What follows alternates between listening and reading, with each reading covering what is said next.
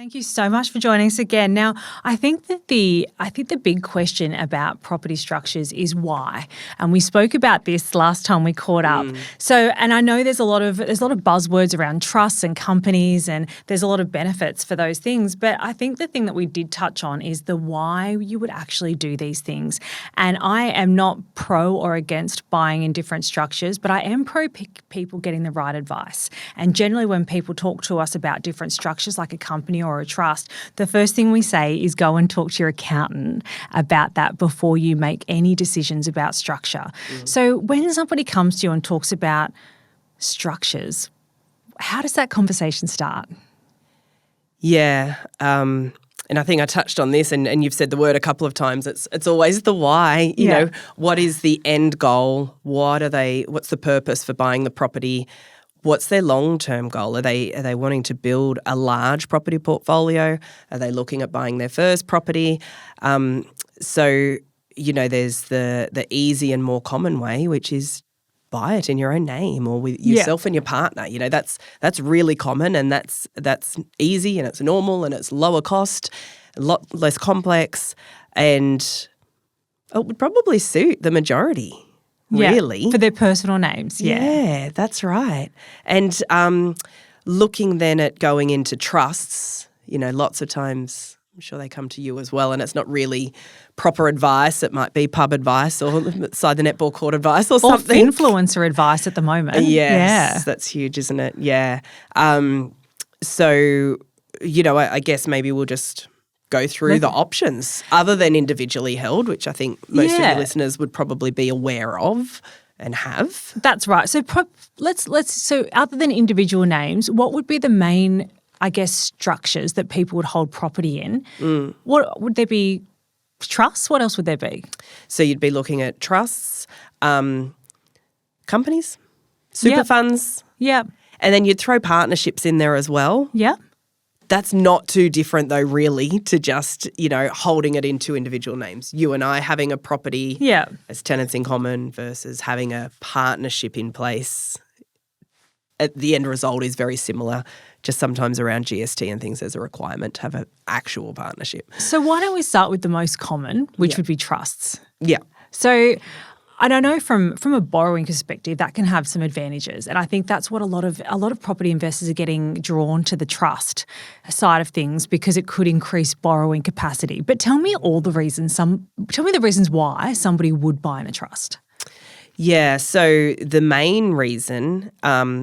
So first off, let's just say there's two forms of trust. Yes. Well, there's many forms of trust, but let's focus on the two. And there's a discretionary trust, which generally we'd call a family trust. Yeah, so most family people trust. know the most common discretionary trust is a family trust. And just to break that down, it's called a discretionary trust because you've got the discretion of where you put the money. Yeah, that's exactly right. So if I set that trust up, you know, I'm the main person. I then have the discretion at the end of each year to distribute my profit to myself, to my spouse. I can go 2 generations up, and I could also go 2 generations down. Wow. To distribute any profits that trust holds. Okay. Now, those people actually should be getting the money as well. Yeah. You know, and there's all the other things, but that's the biggest benefit, is that we do have the discretion to stream that income, and we can make a different election each year. Yeah, okay. So if somebody came to you and said, I'm wanting to buy a property in a trust, what's the process?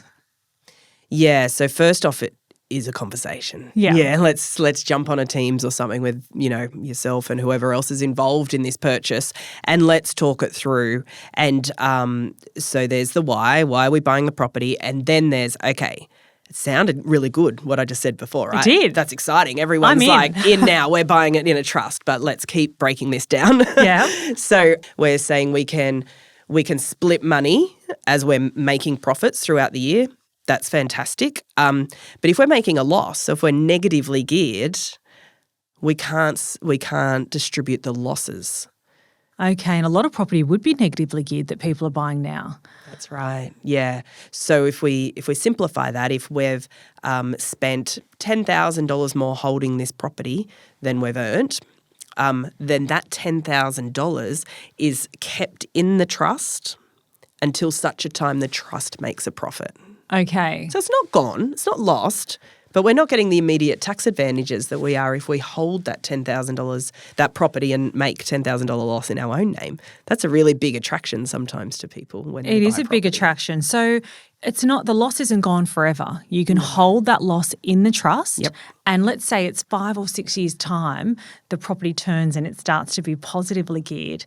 Is that where you can offset the Correct. the gain? Yes. Okay. That's exactly right. So if we've accumulated $10,000 of losses, the next year we make a $5,000 profit, no tax. We've still got another $5,000 of losses to move over to the following year. So it's never ending. It's there until it makes profits. It's sounding very attractive. But when I'm sending people to an accountant, so many of them come back and say, I'm doing it in my personal name. So what are the reasons that you would not buy in a family trust? So we've got land tax, which for every state is very different. And so if I'm going to speak about New South Wales, that's where I'm based.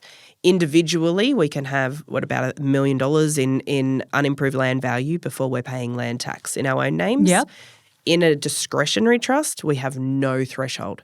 So you'd be paying land tax from day one. Yeah. But if you're buying in Victoria, that may not be a negative because you would already be paying land tax from day one. Yeah, that's okay, right. so the state may impact those sorts of things. Yeah, okay. That's right. So it's not that you're in New South Wales, don't use a discretionary trust. Not by any means. It's just have an awareness, have an education around the decision before making the decision. So that's one of the larger costs. So I think the two biggest disadvantages are, if we're going to be in a negative geared situation for quite a period of time, then we're not getting any tax benefits up front. Yeah. So we're losing that advantage of holding a property. The second is the land tax, or it's a consideration. And then the third is it costs money to set it up and it costs money to run it. Yeah. So tell me about, what would those sort of costs be, ballpark? So old ballpark, and this is best practice. I don't want to make things too complex, but we want a trust is not a legal entity, so it must have what's called a trustee. And best practice is we should have a company as a trustee of that trust. So it's called a corporate trustee when people are saying it around town, yeah. Yes, that's right, yeah. So a corporate trustee is trustee for the trust. Yeah. If we were to set a structure like that up, it'll probably cost a couple of $1,000s. Okay. Okay. And then ongoing, you're then doing another tax return. That trust has a tax file number.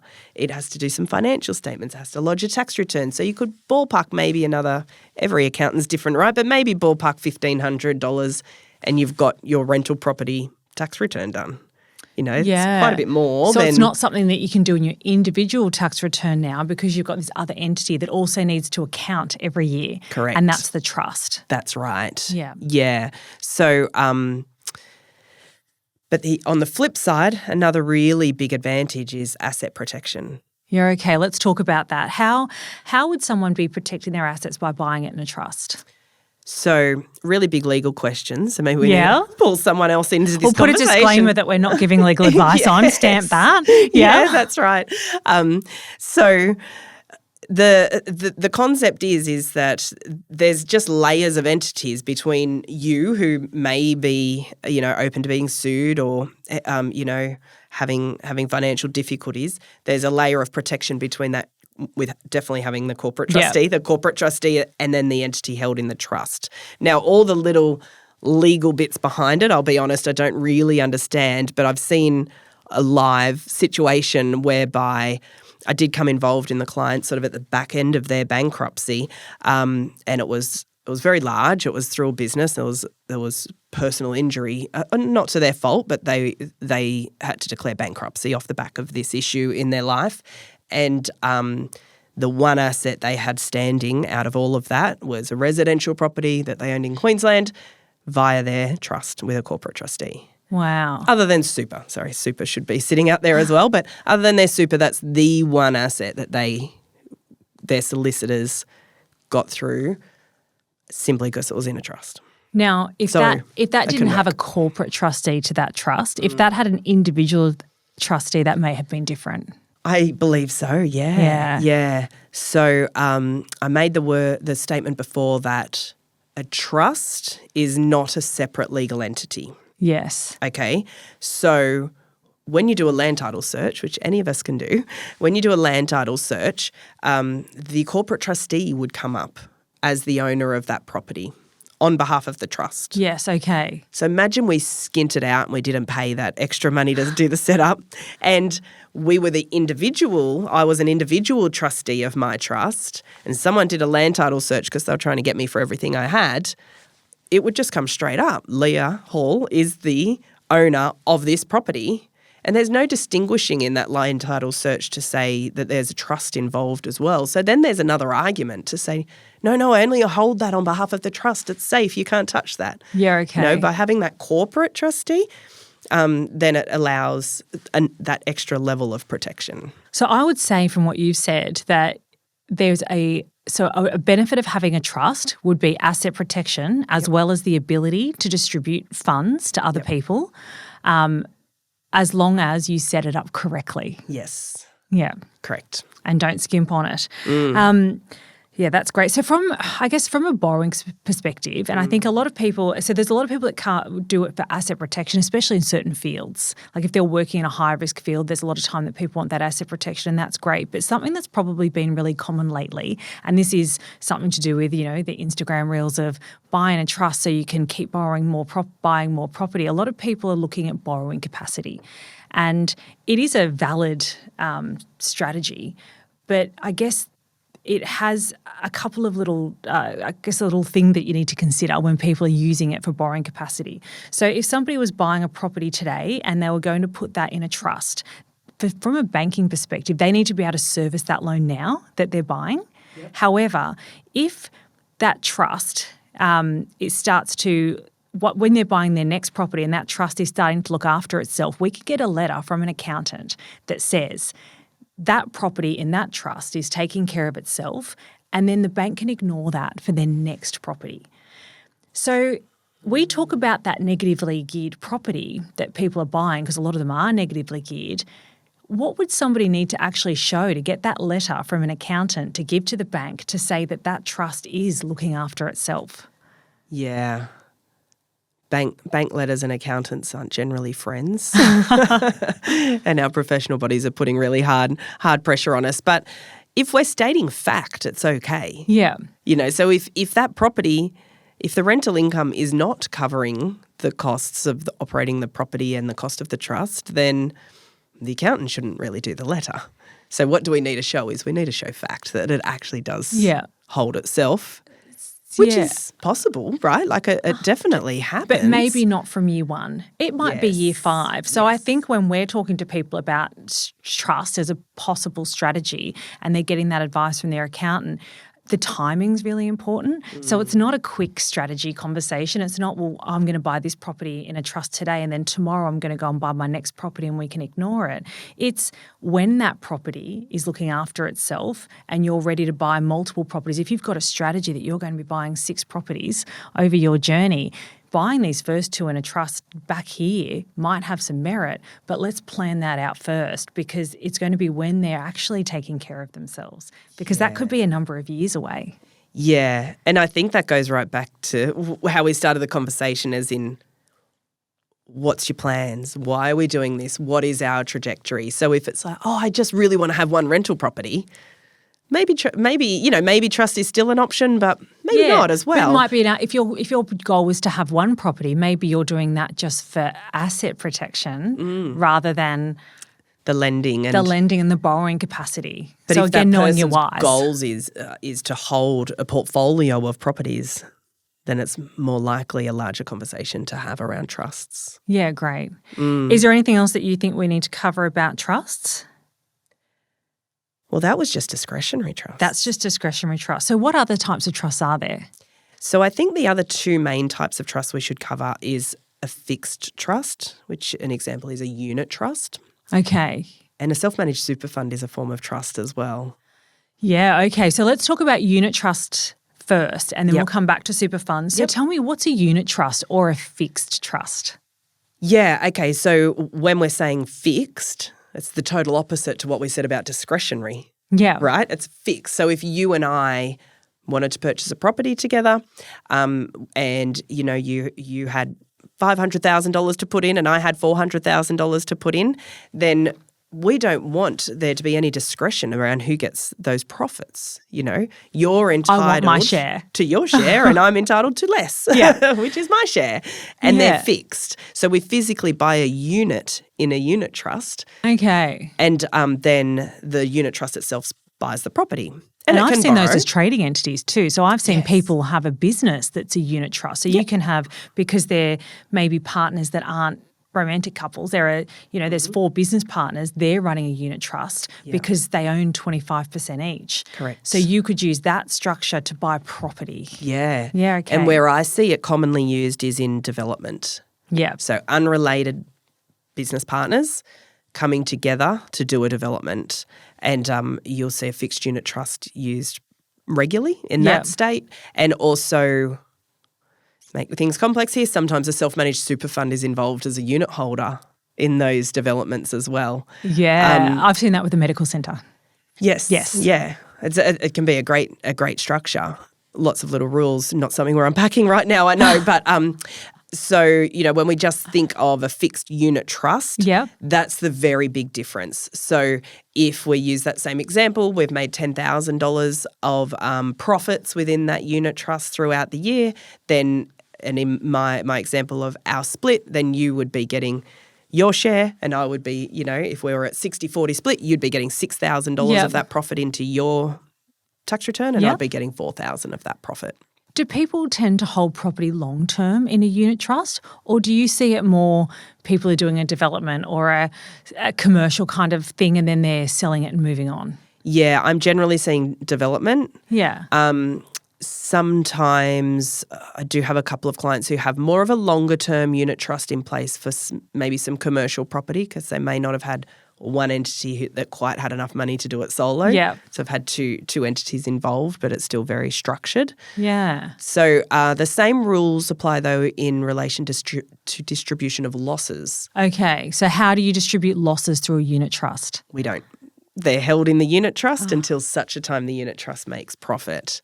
So we're still, not able to benefit from the losses or negative gearing if there is one in a unit trust property. So do you think people would be more likely to use a unit trust if it was going to be something that made profit? Yes. Yeah. Yeah. Can you and unrelated parties. Unrelated parties. So have you got an example of someone that set up a unit trust and why they did it? The main ones is development. Yeah. Yeah. So I'll see particularly, a couple of main unit holders and maybe they'll pull in an extra person here or there for different developments, but they will source the land. Everyone will put cash in, buy land with cash. They'll go to the broker. Yeah. They'll get finance for the build and it's very fixed. So one of those unit holders may be owning it in their self-managed super fund, they're cashed up. The other unit holder might own their units via their family trust. The other one might have it in their wife's name. Yes. And so those... I always speak to those people about having the ability to hold it long term should they have to in case the market, market turns on them. But otherwise their intention is to build, sell, move on, do it again.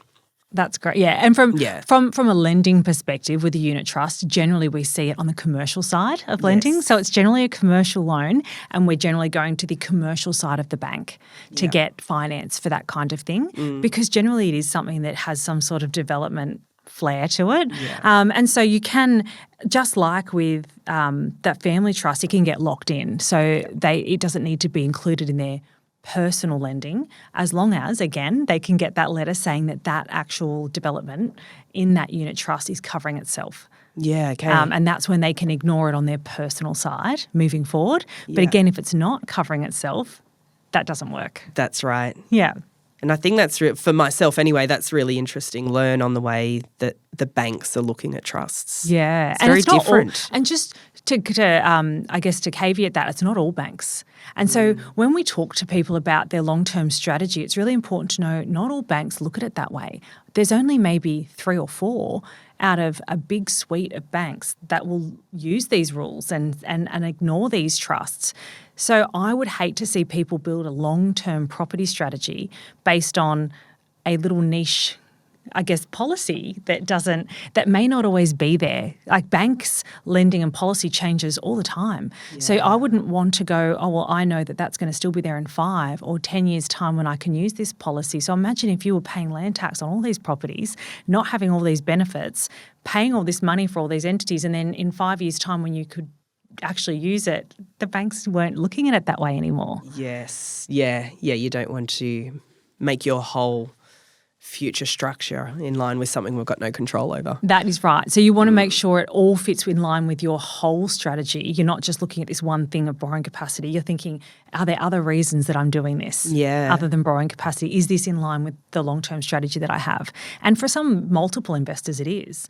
But you just need to know that, like you said, that why. Why are we doing it? Yeah. Yeah. And can I just flip that a question on that? So ultimately, if you've got those investment properties in a trust, then it's not going to impact, with these lenders and the current policies, it's not going to impact your borrowing capacity to buy a new home. No, it's not. If you can get that letter from the accountant that says that particular trust or that particular unit trust or that particular company, which we'll go into a little bit later, is covering itself. We use the term washing its own face. So, okay. I haven't heard that one. So as long as, and the accountant will generally not write that letter unless it's true and correct, because obviously there's no professional person that's going to put their own reputation at risk if it's not true. So is that property covering itself? Yes. Can I get that letter from my accountant? Yes. Well, in the current state of play, I can ignore that, and then only the stuff in my personal name gets taken into account for borrowing capacity. So when you've got clients coming and asking for those letters, that's why they want them. Yeah. Yeah. That makes sense. Yeah. But the bank's also going to hold the accountant liable if that wasn't true and correct. Yes, they are.